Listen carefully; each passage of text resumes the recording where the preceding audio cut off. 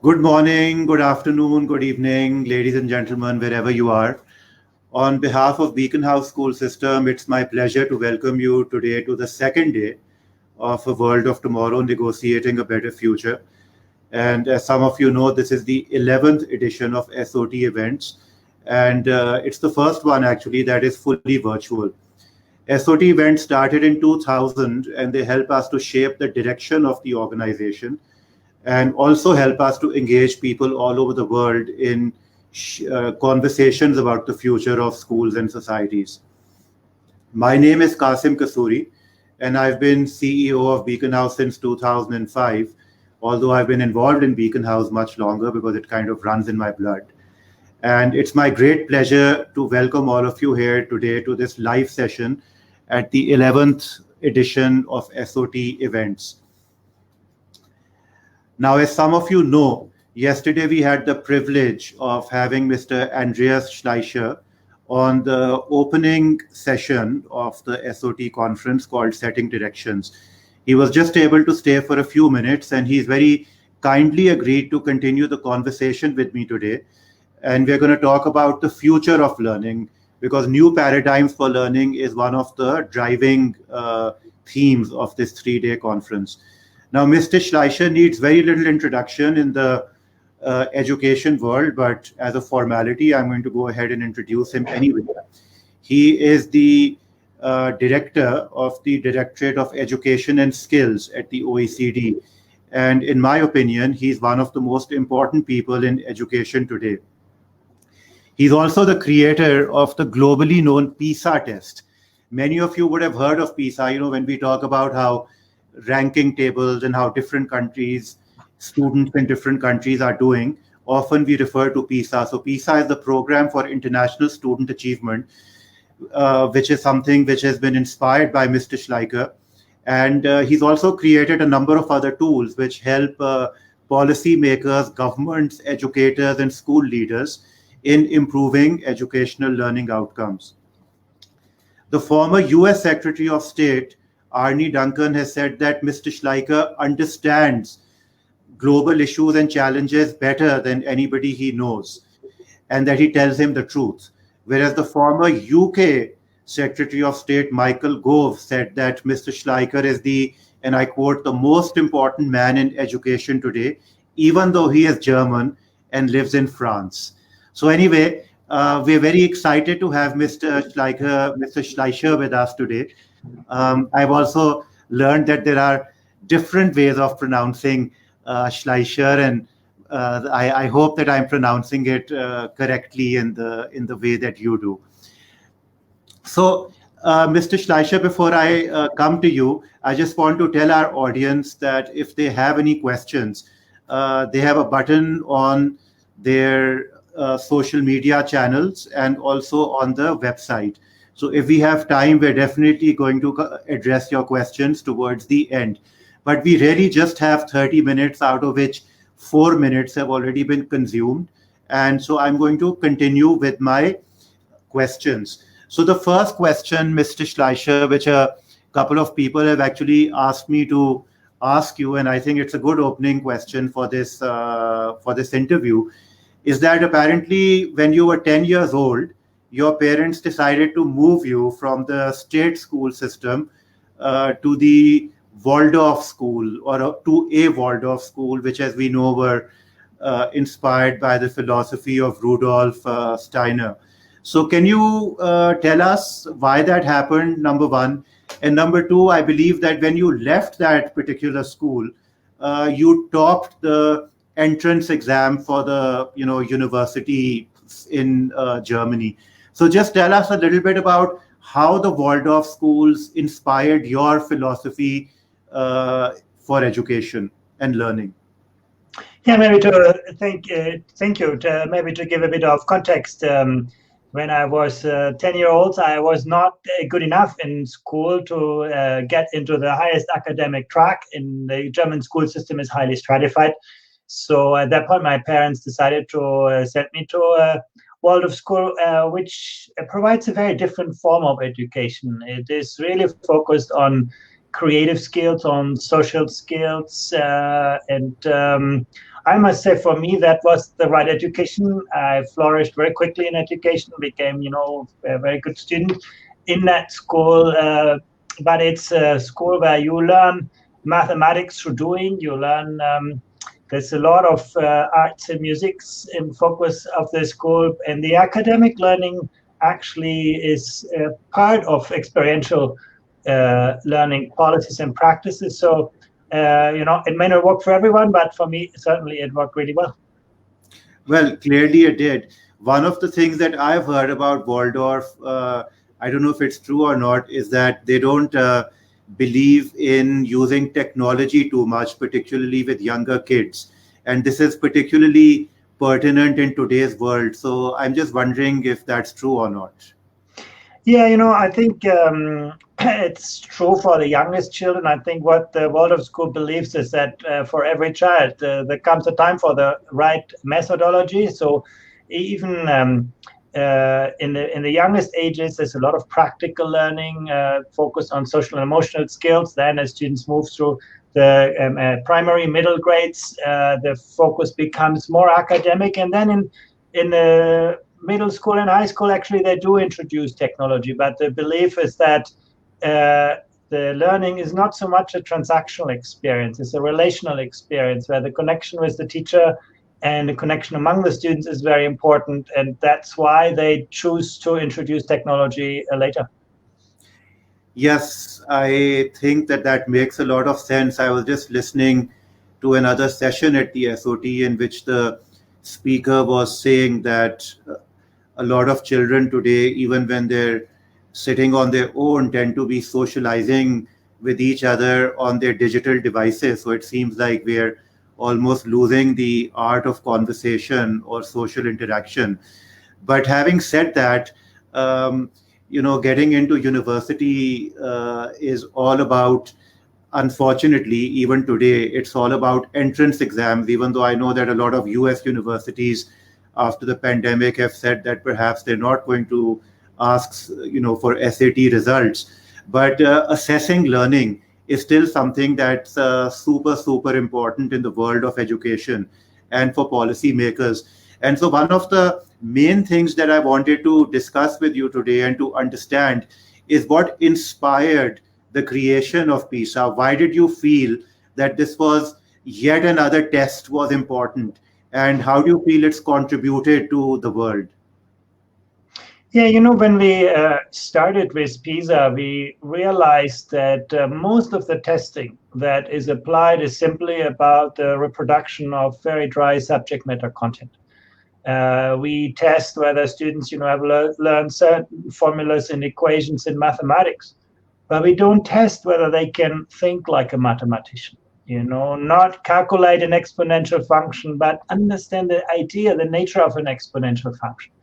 We test what they know in physics and chemistry, but we don't test whether students can think like a scientist, design an experiment, distinguish questions that are scientifically investigable from questions that are not. We test, names and places in history, but we don't test whether young people can think like an historian, understand how the narrative of a society has emerged, developed, advanced, and sometimes unraveled when the context changed. What does it mean for our times today? So when we designed Pisa, we had a very different idea of assessment. We basically gave students all of the facts and figures because we said, well, they could have looked it up on the internet or anywhere. We basically gave them the facts and we asked them, try to use your, cognitive, social, emotional resources to actually create meaning out of this, apply your knowledge in a novel context situation.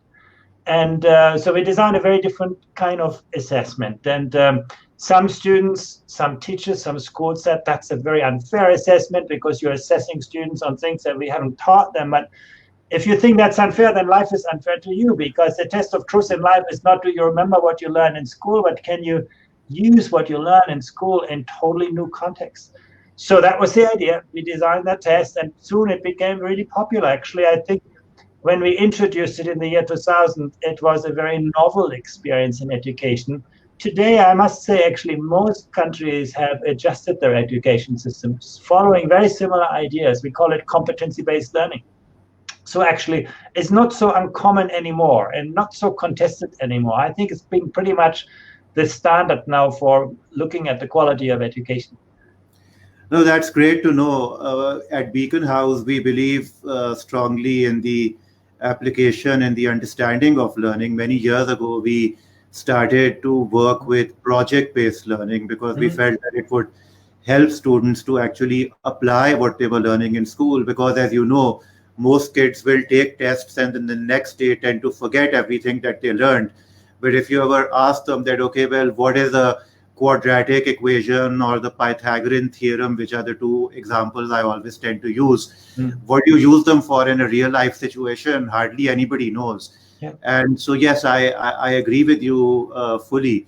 And this actually takes me to my next question. I was looking at a McKinsey report from 2010, which was called How to Improve Student Educational Outcomes. So I guess this would have been about 10 years after Pisa initially started. And that report concluded that mindsets are much more important to educational outcomes than a student's socioeconomic background. And then there were a lot of references to Pisa in that report, and they said that Pisa measures attitudes and behaviors. So I'm just curious to know that how can a test measure attitudes and behaviors and determine what a kid's mindset is? Yeah, actually, this is where digital technology has become very strong. Your mobile phone knows a lot more about you than you can imagine. Actually, when you put your mobile phone in your car, your mobile phone will know actually whether you are a kind of quick driver, slow driver, whether you turn quickly, and so on. So actually, I think we can capture the most important information that PISA captures is not whether you get the answer right or wrong, is how you approach the problem. And for example, in the last PISA assessment, we put a lot of emphasis on the growth mindset of young people. To what extent do you believe that success in school is about your own effort, the energy you expend, you believe in, your own capacities as opposed to, social background and talent. And what we found is exactly what you say, that actually that growth mindset was a far better predictor for success in education than the social background. The same works for at the national level. The money that is being invested in education is not such a great predictor for the quality of learning outcomes. But whether education succeed to instill in young people that kind of growth mindset is one of the best predictors for the success of an education system. Now, if you believe that, success is all about talent, then, why would you invest in learning? Why would you take school serious? If you believe that you own your success, and if your teachers actually help you to create those beliefs, you're going to work hard in education. So actually, and we have been able to measure an increasing range of social emotional skills. That's, I think, one of the strengths of PISA. And this is where I think technology has become very important in education, because on a pencil on paper, honestly, you can't test the kind of things that are really important in life. The kind of things that are easy to test, they have also become easy to digitize, to automate, to outsource. They're disappearing very rapidly from our societies and labor markets. Artificial intelligence is becoming far better than humans on those kinds of knowledge. In fact, I want to ask you about artificial intelligence and its impact on education, but I'm going to come to that at the end. But if I just continue with my inquiry re PISA, and I'm sure you've heard this particular question or criticism before, but do you feel that there are cultural biases in global standardized assessments like PISA? Because after all, the tests are developed by people, mostly, I would assume, who belong to the developed world. Well, actually, first of all, that premise is not quite true. PISA is a collaborative undertaking of 80 countries around the world. That includes many countries from South Asia. Okay. Indonesia has been very active since the year 2000 in this. Malaysia, Singapore, India more recently got involved. And all of those countries contribute their expertise. So actually, I think the expertise doesn't come from the OECD, my organization. We are moderating this process, but the ideas, the tasks that we submit, are very much created by all of the countries that participate.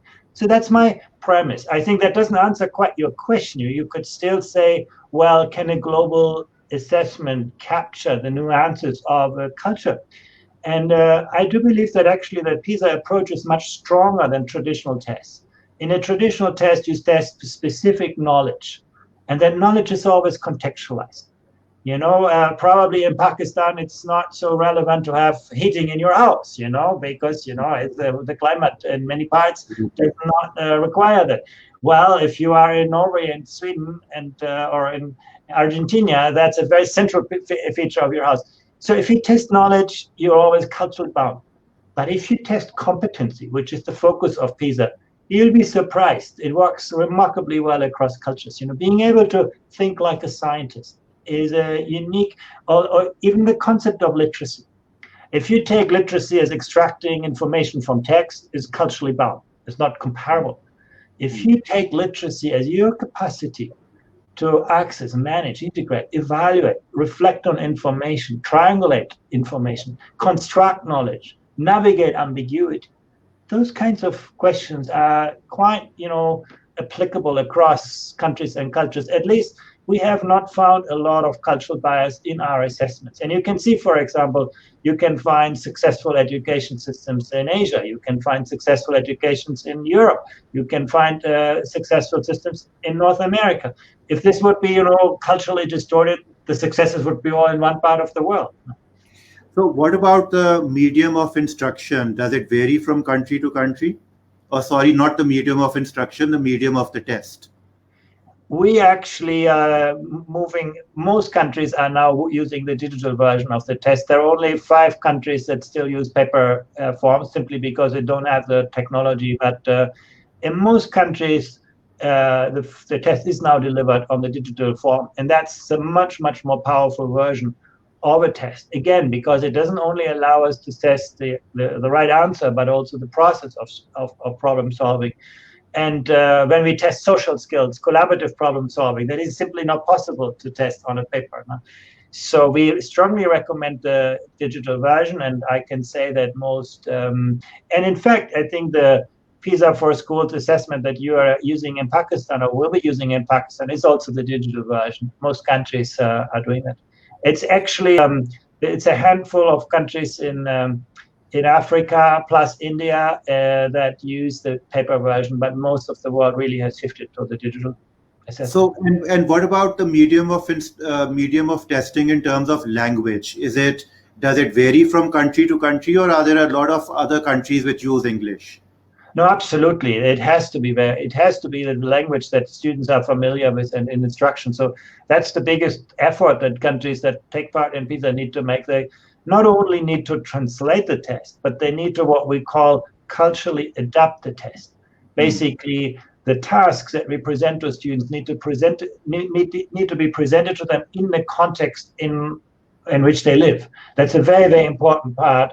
It is. So it's a lot of effort, actually. It's not something that is simply you give it to a translator and you have to adapt. And some countries have to do that in multiple languages. Usually it takes about 4 or 5 years for a country to adapt the PISA test. We pay great attention to this, because otherwise it would be very unfair to students if you just give the same version of the test that they are not familiar with. No, absolutely. And the cultural and the contextual adaptation are clearly very, very important. It's quite funny because, in Pakistan, we use a lot of British textbooks and resource materials. And often you'll look at, stories for children in which they'll talk about, let's say, a sunny day. And the sunny day is supposed to be really celebrated. Except that for us in Pakistan, the idea of a sunny day is like a nightmare because it's hot over here. So yes, I can completely understand how these tests would need to be adapted in every country. And yes, we are very thrilled actually, because we're looking forward to being able to introduce PISA for schools in Pakistan. One of the things that you mentioned a little bit earlier, which I thought I should ask you about again, is that investment in education in different countries does not necessarily equal the quality of learning outcomes. And this seems to people to be a little bit counterintuitive. And I'll tell you why. Because in Pakistan, people are constantly criticizing the government for spending so much money on defense and other areas and not allocating enough money to education. So the assumption behind that is that somehow if the government were to allocate more funds to education, it would improve learning outcomes, particularly in public schools. So then why do you say that there's not necessarily a correlation? Well, first of all, I would agree that Pakistan does not sufficiently invest in education. I do think that is without any kind of question.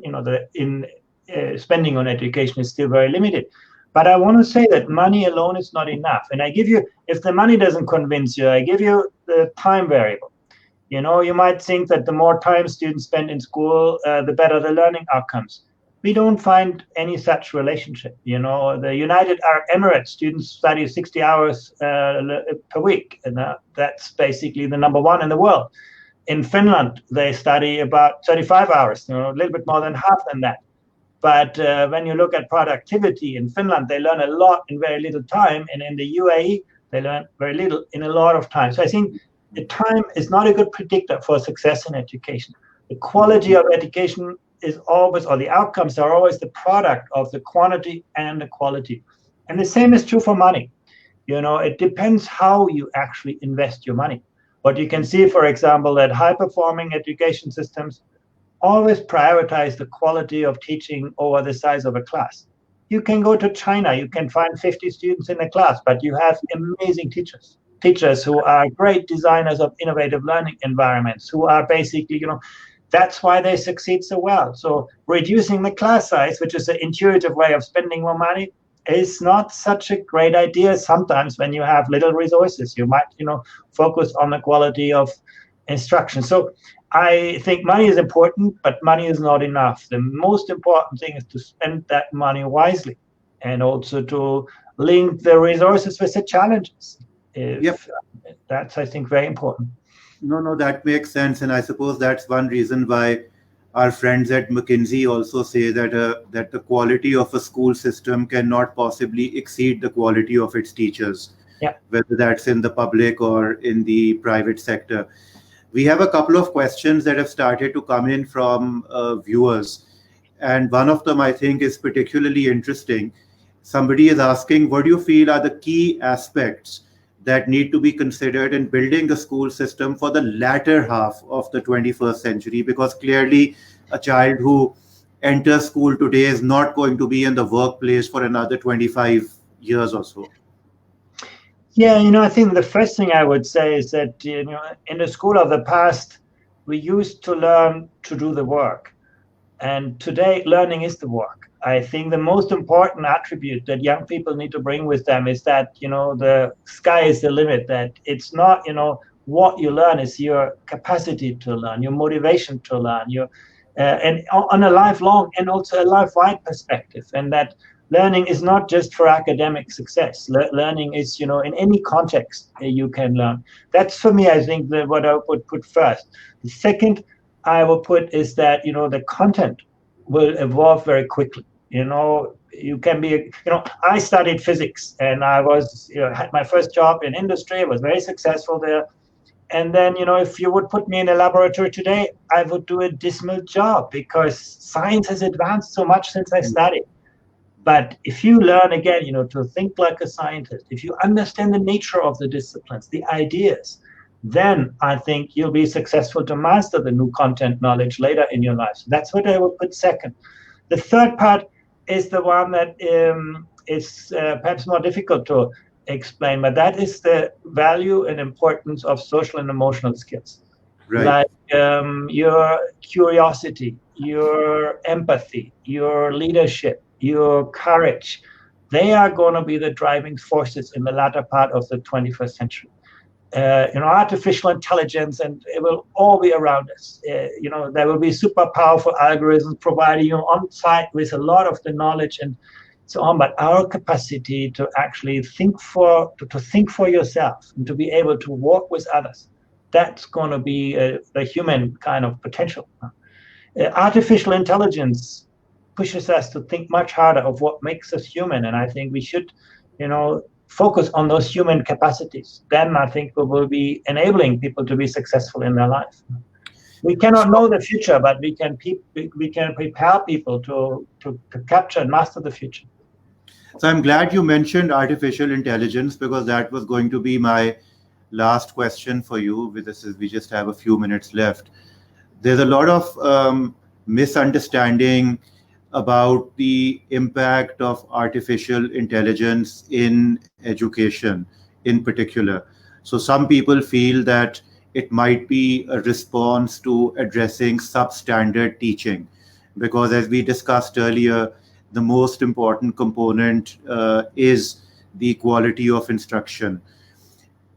Whereas other people say that AI means that a lot of the jobs that are presently performed by human beings will be performed by artificially intelligent machines or systems. So that then leaves us with the question of what human beings will do. But could we talk about the first part of it first? Do you feel that AI and machine learning can actually help us in addressing this global issue of, we can't call it a global issue, but it's a global issue in the sense that even in very developed and advanced societies, all teaching is not great. So can AI play a role over there? Yeah, I think artificial intelligence can extend and enhance and amplify good teaching, but it will never replace poor teaching. I think that would be a big mistake to believe that. What it will do, it will transform the nature of teaching, like knowledge transmission. Yeah, artificial intelligence will, I think, do a big part of this. Artificial intelligence will make learning more interesting, more engaging, more granular, more personalized, more sort of adaptive to different learning styles. But that will not diminish the role of teachers. It will actually even make them more important. As a teacher, you suddenly need to become not only a good instructor, but also a good coach, a good mentor, a good facilitator, a good designer of innovative learning environments. You need to understand how different students learn differently. So I think the demands it puts on teachers, it will be much greater. That will be routine tasks that teachers will no longer do. Think about artificial intelligence not as a magic power, but just as a big amplifier and accelerator. It will accelerate good ideas and good practice, and it will accelerate bad ideas and bad practice. I do think there is a risk that artificial intelligence combined with bad teaching will make learning more schematic, more 19th century or 20th century like, where students are just, reproduce things very quickly. But again, I think we can use the power of artificial intelligence combined with great teachers to make learning a lot more engaging and interesting. But you see, that's exactly what the issue is, that there's a dearth of great teachers. So I was a bit disappointed because you started off by saying that artificial intelligence will not replace bad teaching. And so my question was kind of premised on the hope that perhaps it might, because in countries like Pakistan, particularly in the public sector, we do have a challenge with good teaching. But yes, I suppose, and yes, I can fully understand that it would amplify great teachers. But again, the issue is we don't have too many of them. Yeah, but again, this is where the power of artificial intelligence is. If you have fewer of them, and a great teacher can now teach millions of students. You can actually, this is what I mean by amplification. You could basically extend the capacity of your limited number of good teachers to teach a lot more students in a lot more different ways. That is exactly where the power lies. But if you put artificial intelligence in the hands of a poor teacher, you could probably see the reverse. And I think that's true anywhere in these technologies. Thank you very much. You've given us, I think, the full half an hour, and I'm just going to wrap up. We really did not have time to take too many questions from users, although there were a number, or from viewers, although there were a number that came in. I want to thank you for your time today. I would also like to thank you for joining us on the panel yesterday, despite your other commitments. And I'd like to also thank our lead sponsor, UBL, United Bank Limited, which has made it possible for us to organize this conference. Thank you, Mr. Schleicher. We look forward to working with the OECD and Pisa, and I look forward to our next interaction. Thank you, ladies and gentlemen. Thanks, Mr. Kasuri. Pleasure to join you. Bye-bye.